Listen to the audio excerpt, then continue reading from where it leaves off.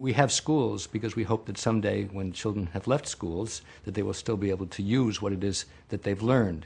And there is now a massive amount of evidence from all realms of science that unless individuals take a very active role in what it is that they're studying, unless they learn to ask questions, to do things hands-on, to essentially recreate things in their own mind and then transform them as is needed, the ideas just disappear. The student may have a good grade on the exam. We may think that he or she is learning, but a year or two later, there's nothing left.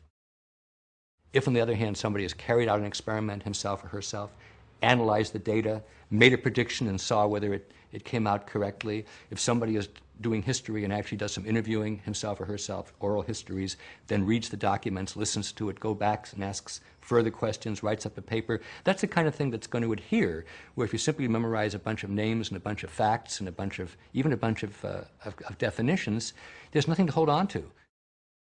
The idea of multiple intelligences comes out of psychology. It's a theory that was developed to document the fact that human beings have very different kinds of intellectual strengths, and that these strengths are very, very important in how kids learn, and how people represent things in their minds, and then how people use them in order to show what it is that they've understood. If we all had exactly the same kind of mind and there was only one kind of intelligence, then we could teach everybody the same thing in the same way and assess them in the same way, and that would be fair.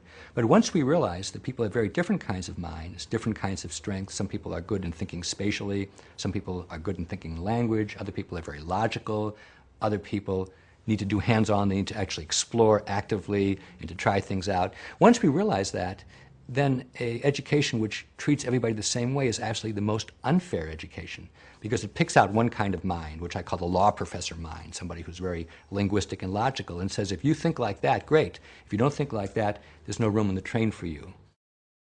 If we know that one child has a very spatial or visual spatial way of learning, another child has a very hands-on way of learning, a third child likes to ask deep philosophical questions, a fourth child likes stories. We don't have to talk very fast as a teacher. We can actually provide software, we can provide materials, we can provide resources which present material to a child in a way in which the child will find interesting and will be able to use his or her intelligences productively, and to the extent that the technology is interactive, the child will actually be able to show his or her understanding in a way that's comfortable to the child. We have this myth that the only way to learn something is read it in a textbook or hear a lecture on it, and the only way to show that we've understood something is to take a short answer test or maybe occasionally with an essay question thrown in. But that's nonsense. Everything can be taught in more than one way, and anything that's understood can be shown in more than one way. I don't believe because there are 8 intelligences we have to teach things 8 ways. I think that's silly.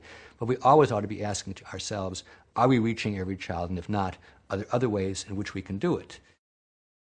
I think that we teach way too many subjects and we cover way too much material, and the end result is that students have a very superficial knowledge, as we often say, a mile wide and an inch deep, and then once they leave school, almost everything's been forgotten. And I think that school needs to change to have a few priorities and to really go into those priorities very deeply. So let's take the area of science. I actually don't care if a child studies physics or biology or geology or astronomy before he goes to college. There's plenty of time to do that kind of detailed work. I think what's really important is to begin to learn to think scientifically, to understand what a hypothesis is, how to test it out and see whether it's working or not. If it's not working, how to revise your theory about things. That takes time. There's no way you can present that in a week or indeed even in a month. You have to learn about it from doing many different kinds of experiments, seeing when the results are like what you predicted, seeing when they're different, and so on. But if you really focus on science in that kind of way, by the time you go to college, or if you don't go to college, by the time you go to workplace, you'll know the difference between a statement which is simply a matter of opinion or a prejudice and one for which there's solid evidence. The most important thing about assessment is knowing what it is that you should be able to do. And the best way for me to think about it is a child learning a sport or a child learning an art form. Because there it's completely unmysterious what you have to be a quarterback or a figure skater or a violin player. You see it, you try it out, you're coached, you know when you're getting better, you know how you're doing compared to other kids. In school, assessment is mystifying. Nobody knows what's going to be on the test, and when the test results go back, neither the teacher nor the student knows what to do. So what I favor is highlighting for kids from the day they walk into school, what are the performances and what are the exhibitions for which they're going to be accountable. Let's get real. Let's look at the kinds of things that we really value in the world. Let's be as explicit as we can. Let's provide feedback to kids from as early as possible, and then let them internalize the feedback so they themselves can say what's going well, what's not going so well. I'm a writer, and initially I had to have a lot of feedback from editors, including a lot of rejections. But over time, I learned what was important. I learned to edit myself, and now the feedback from editors is much less necessary. And I think anybody as an adult knows that as you get to be more expert in things, you don't have to do so much external critiquing. You can do what we call self-assessment. And in school, assessment shouldn't be something that's done to you. It should be something where you are the most active agent. I think for there to be long-standing change in American education that is widespread rather than just on the margins, first of all, people have to see examples of places which are like their own places where the new kind of education really works, where students are learning deeply, where they can exhibit their knowledge publicly, and where everybody who looks at the kids says, that's the kind of kids I want to have. So we need to have enough good examples. Second of all, we need to have the individuals who are involved in education, primarily teachers and administrators, believe in this, really want to do it, and get the kind of help that they need in order to be able to switch, so to speak, from a teacher-centered, let's stuff it into the kid's mind kind of education to one where the preparation is behind the scenes and the child himself or herself is at the center of learning.